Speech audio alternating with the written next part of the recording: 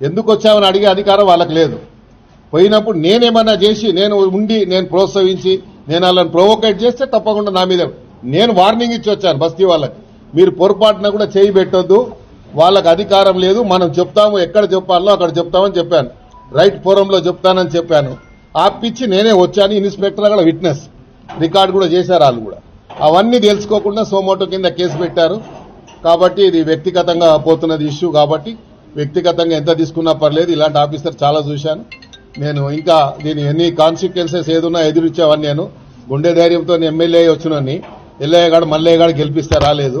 ఇట్లా చాలా మందిని చూసినాను. కొన్ని రిజర్వేషన్స్ ఉంటాయి. కొంతమందికేమో ఆ ఉద్యోగం ఇష్టం ఉండదు, ఆ ఉద్యోగం ఇష్టం లేకుండా గిట్లా ఏదైనా చేస్తే తీసుకుపోయి ఇంకేదైనా మంచి పోస్ట్ ఇస్తారు అనుకుంటారు. కొంతమందికేమో డైలీ పబ్లిసిటీ కావాలనుకుంటారు. మా సమస్యల పరిష్కారం కావాలి. మాకేం మేము పబ్లిక్ లైఫ్ లో ఇన్నేళ్ళ నుంచి ఉన్నాము, ఇన్నేళ్ళ నుంచి ప్రజల మధ్యలో ఉన్నాము, ప్రజా సమస్యలు తెలిసిన వాళ్ళము, ప్రజల ఎట్లా ఎదుర్కోవాలి, కష్టాలు ఎదుర్కోవాలి తెలిసిన వాళ్ళము. తెలుగుదేశం పార్టీ 19 సంవత్సరాలు అధికారంలో ఉంటే 19 సంవత్సరాలు ఆపోజిషన్ ఎమ్మెల్యేగా పోరాడి చెలో అసెంబ్లీ కార్యక్రమంలో నెత్తులు వలిగి బుల్లెట్లు మా పక్క పైన పోయినా భయపడలేదు. కేసులు అప్పుడు 190 కేసులు పెట్టారు. మేము భయపడ్డామా? ఇప్పుడు మేము భయపడతామా? ఇవన్నీ భయపడేటోళ్ళం కాదు. ఇది అనవసరంగా దీనికి రాజకీయానికి తెరలేపుతున్నారు కాబట్టి. ఎందుకంటే మళ్ళా అనవసరంగా వేరే ఇప్పుడు గుడిసెలు తీసేస్తే వేరే పార్టీలు ఊకుంటారా? ఇప్పుడు మేము జీహెచ్ఎంసీ ఎలక్షన్ పోతున్నాము. ఎలక్షన్ల ముందు ఇలాంటి పనులు చేస్తే ప్రజల దగ్గరికి ఏం ముఖం పెట్టుకొని పోతాం మేము? ఎలక్షన్లో మాకు ఓటేయమని చెప్పి గుడిసెలలో నువ్వు ఏలు పెట్టొద్దు.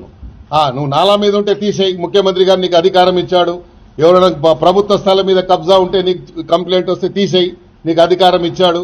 లేదా ఇట్లా పార్కులలో కబ్జా చేస్తే తీసేయి, నీకు అధికారం ఇచ్చారు. కానీ గుడిసెలు ఉండొద్దు, ఈడ అంటరానోళ్ళు ఉండొద్దు, ఈడ ఎస్టీలు ఉండొద్దు, ఎస్సీలు ఉండదు, మాలలు ఉండొద్దు, మాదిగలు ఉండొద్దు అని చెప్పడానికి మీరెవరు?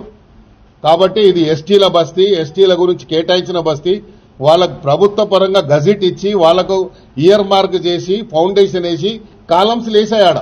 బిల్డింగ్స్ ఆల్రెడీ ఒక స్టేజ్కి వచ్చాయి. వచ్చిన తర్వాత బడ్జెట్ లేక అది ఆగింది.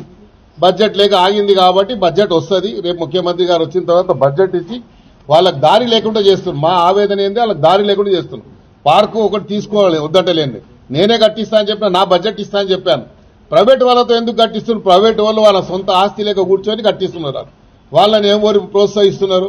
డిపార్ట్మెంట్తో చేయించండి. డిపార్ట్మెంట్తో చేయిస్తే నేను కూడా కూర్చుంటా ఆడపోయి. ప్రైవేట్ వాడు ఎట్లా కూర్చొని కట్టిస్తాడు? వానికి ఏం అధికారం? అదే ల్యాండ్లో ఒక 2 వ్యక్తులు దాని వెనుకనే ల్యాండ్లో బాగా జప్తా కంపౌండ్ వాళ్ళు వేసుకుని